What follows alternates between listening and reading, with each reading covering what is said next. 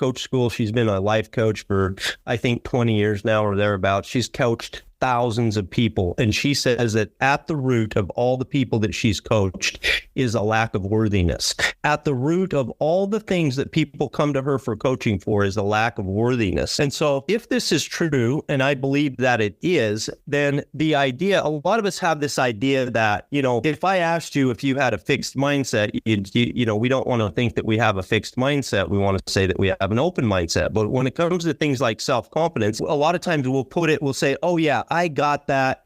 I have a pretty good self-confidence. I acquired that. And that's something I kind of checked off my list when I was 22 or when I was younger. And I got that. And I know that I have a good self-confidence because I see people. You see what he's doing over there?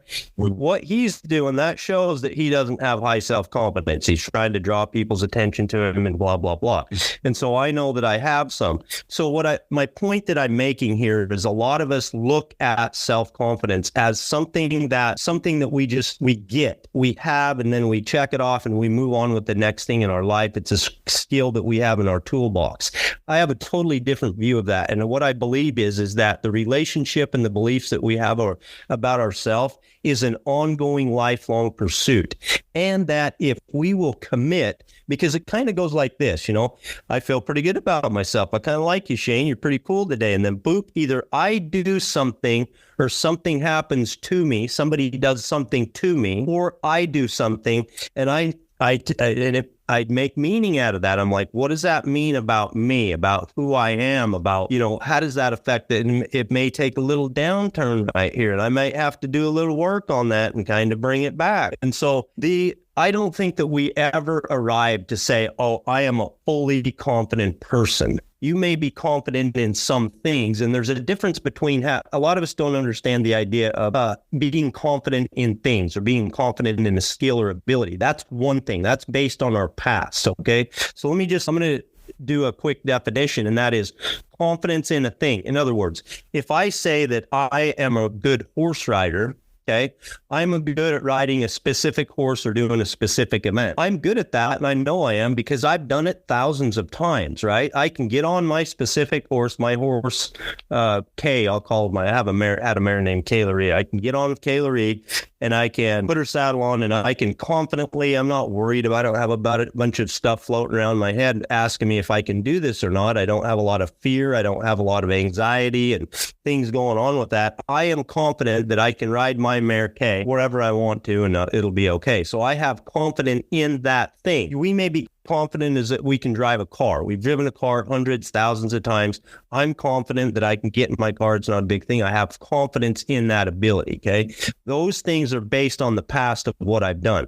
What I'm talking about is basing thoughts that we believe about ourselves, about our future. Self-confidence is the way that we believe about ourselves. It's based in things that we haven't done. We can't look to the past to say it's okay because we haven't done it before. So self-confidence are our beliefs about ourselves that it's the emotion, it's the feeling of growth. Because if I have self-confidence, it's one of the things that it does for me is it propels me to be able to exercise courage and move forward and experience new things and move through fear because I know I'm going to be okay. If I fail, I'm not a loser. I can go through that. And you know what the other thing it does is it allows me to be able to feel any emotion. So I don't have to do things like buffer. I don't have to go to alcohol, drugs, sex, overeating, all the things that we do, okay, to make us feel better in the immediate because we don't feel better about ourselves. So this idea is something that I am committed to helping people, and that is one of the things that we do in coaching, to help people understand the idea of self-confidence and commit to lifelong pursuit of it. Because here's a question for you. If you could choose to believe whatever you wanted to about yourself, okay, let's just say it was possible that you could think whatever you wanted to. It could be anything about yourself. If that was possible, what would you believe about you? Okay, because the thing of it is it is possible, and it's going to make all of the difference in the world. I feel like in terms of self-confidence, quite important in a way when you are on a road of overcoming fear. And one thing about fear is the fact that it will always be there no matter what. And no matter how much confident you that you are, we always have that fear of, for example, I have a fear of stage fright because whenever I am in front of people, I start to hesitate. I start to have this running heartbeat and not know what to do.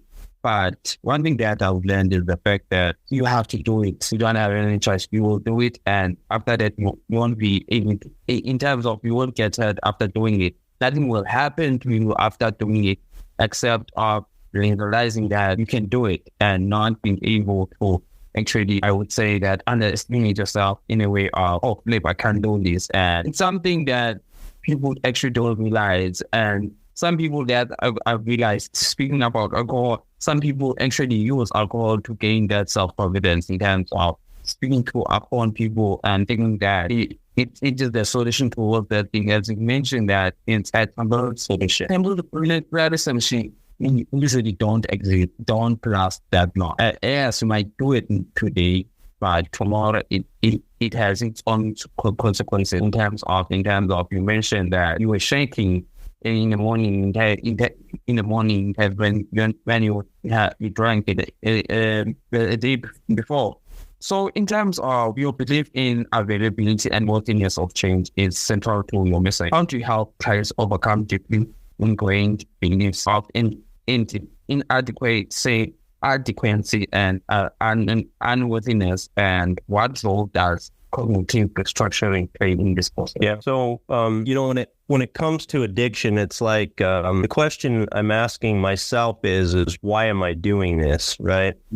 And excuse me, initially, like a lot of us, it feels better. And like you said, we solve the confidence problem temporarily in the example that you gave and I gave of alcohol. I feel better in the moment. But as I'm doing this, it's if I'm not living consistent with my beliefs. In other words, if I know that using drugs, if I know that my addiction is not good for me, if I know that it's not going to serve my long-term end, but I continue to do it anyway, I'm not living consistent with what I believe to know to be true. And what that does is that feeds our mind with ideas that say, hey, you're doing it wrong.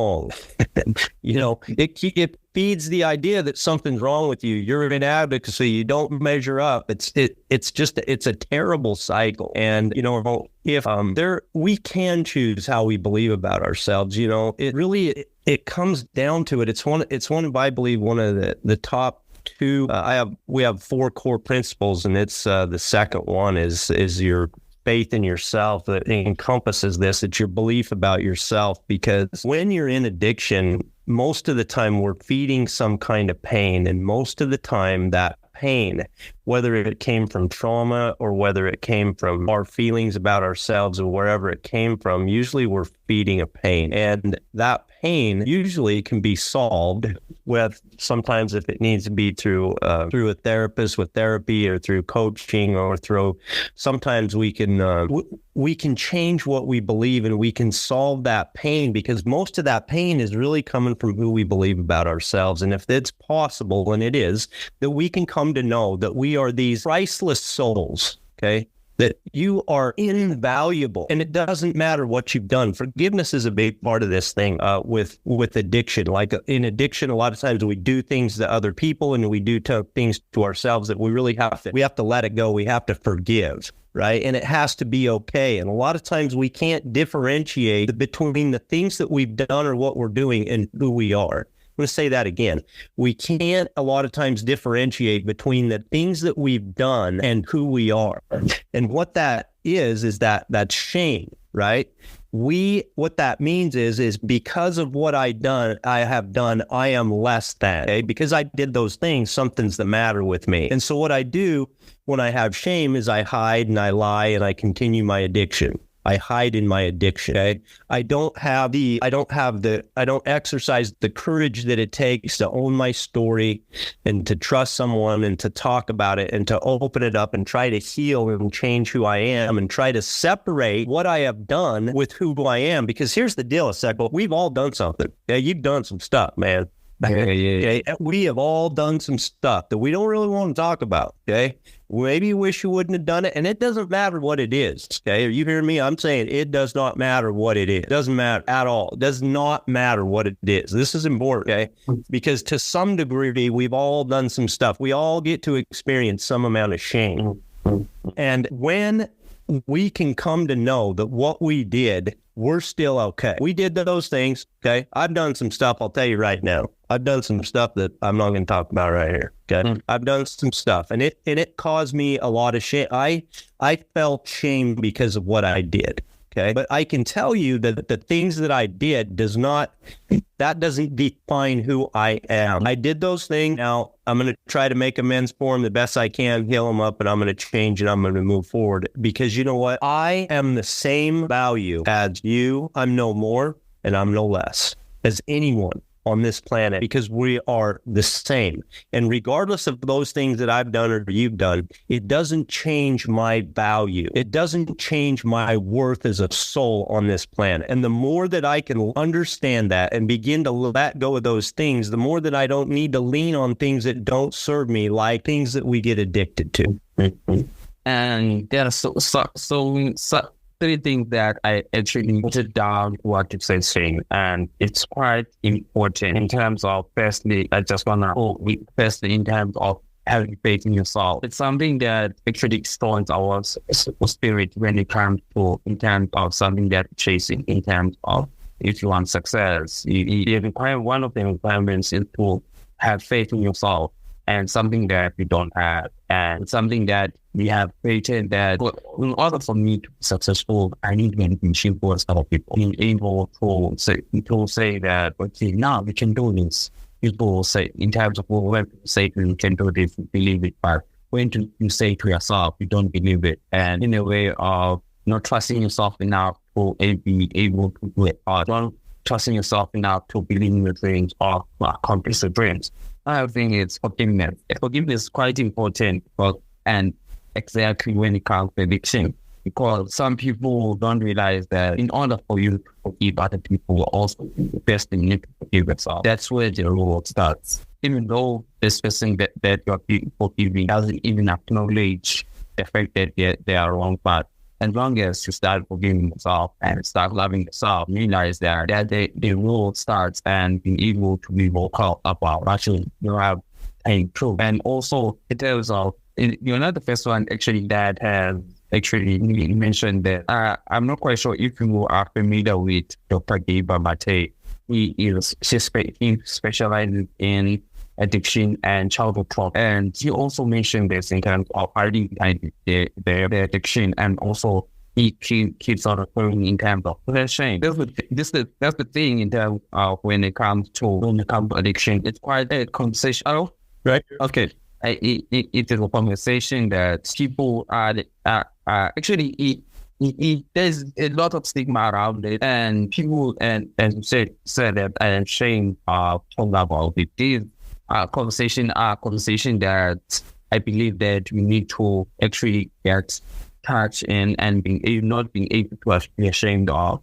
And it's just us, people that actually have platforms like these ones in terms of podcasts, and also telling you that will have your own podcast in terms of trying to create that space of people realizing that they're not alone. And one thing that we realize, when a person goes for something, they think they are alone. They think that no one has ever felt the pain they are feeling, and no one will ever not realizing that there are people that actually experience the same thing they are feeling. There are people that have experienced the pain they are feeling and went past that pain. So it's a conversation that's quite important. Actually, I'm seeing the time we are almost out of time. And you as an author, how do you use storytelling to convey complex psychological concepts related to addiction, recovery, and self-worth? And what impact do you hope your writing will have on readers seeking highly inspiration? Yeah, thank you. I appreciate the opportunity. And thank for being here today and that in your question. There's something that magical that happens as we begin to change the beliefs that we have about ourselves. There was a time when I didn't like me much, man. I'd done so much stuff. I'd hurt so many people. I'd done so much things that I was ashamed of. I lived my life, and it was sad times.